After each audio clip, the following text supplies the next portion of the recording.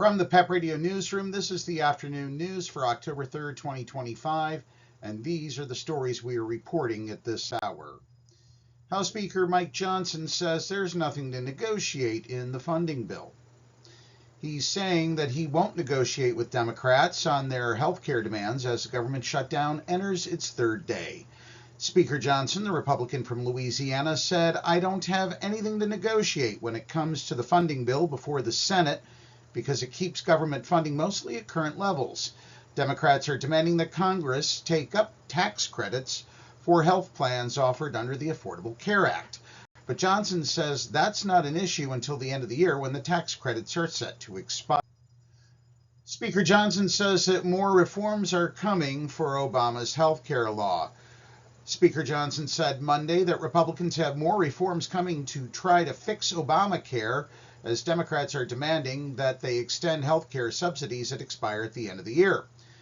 Mike Johnson, the Republican again from Louisiana, said the insurance that millions of people receive through the Affordable Care Act, Obama's signature law, are not working for the people. Health insurance premiums will spike for millions of people at the end of the year if the expanded subsidies, which were first put in place in 2021 during the COVID-19 pandemic, are allowed to expire. Senate Majority Leader John Thune says that he is open to talking with Democrats about their demand to extend tax credits for Affordable Care Act health plans. But he's not making commitments until they vote to open the government back up. That's not something we can guarantee that there are the votes there to do, Thune, a South Dakota Republican, said during a news conference at the Capitol. The Senate is headed towards another vote on funding the government Friday, but Thune said that he did not seem optimistic that there would be a breakthrough with the Democrats. Turning to news from Illinois, this is literally a war on United States cities, says Chicago congressman.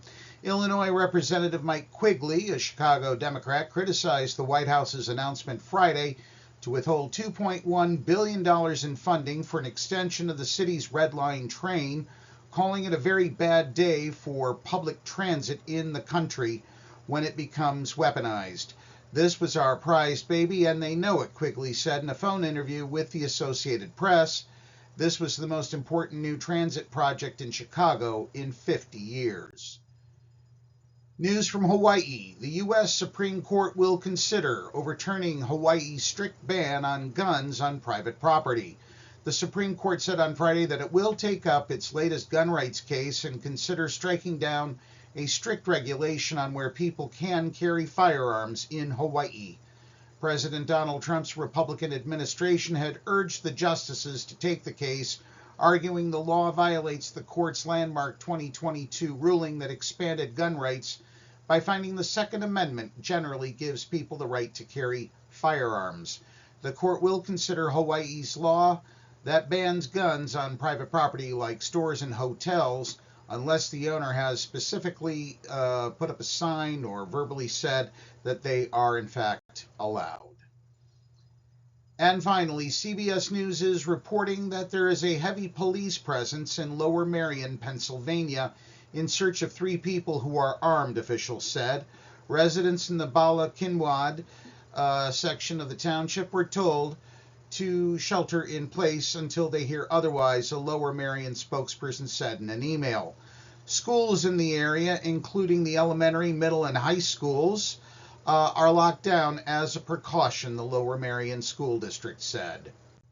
And that's the news at this hour. If you are watching our news videos on YouTube, please be sure to subscribe to our channel. PEP Radio is available on the Live 365 app, the PEP Radio page at paequality.com, Roku, and Alexa. Up next, we have the Meadville area weather forecast here on PEP Radio.